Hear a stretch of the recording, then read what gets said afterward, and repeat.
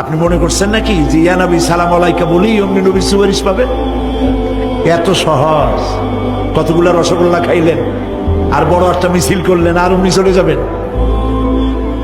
পৃথিবীর সব মানুষ, সাহাবায়ে কেরাম বাদ দেন, পৃথিবীর সমস্ত মানুষ একত্রিত হয়ে আবু তালেব রাসূলুল্লাহকে যে ভালোবেসেছেন, ওর 1000 ভাগের 1 ভাগও সারা দুনিয়ার মানুষ রাসূলুল্লাহকেই ভালোবাসতে পারবে? পারবে? সেই আবু তালেব মৃত্যুর সময় নবী করিম সাল্লাল্লাহু আলাইহি ওয়াসাল্লাম বলেছিলেন, চাচা একটি বার আমার কানে তাওহীদের কালেমা শোনায় দেন।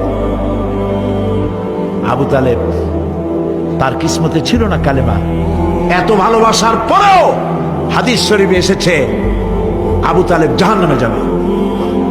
এত ভালোবেসে যদি কিয়ামতে উপায় না হয়, আপনি ইয়া নবী সালাম আলাইকা, ইয়া রাসূল সালাম আলাইকা আর কতগুলো জিলাপি খাইলেন, বড় একটা মিছিল করলেন। প্রিয় ভাই সব, এইসব বিদআত ছাড়ুন, এগুলি সুস্পষ্ট বিদআত। রাসূলুল্লাহকে ভালোবাসবেন, সাহাবীরা যেভাবে ভালোবেসেছেন ওইভাবে ভালোবাসবেন।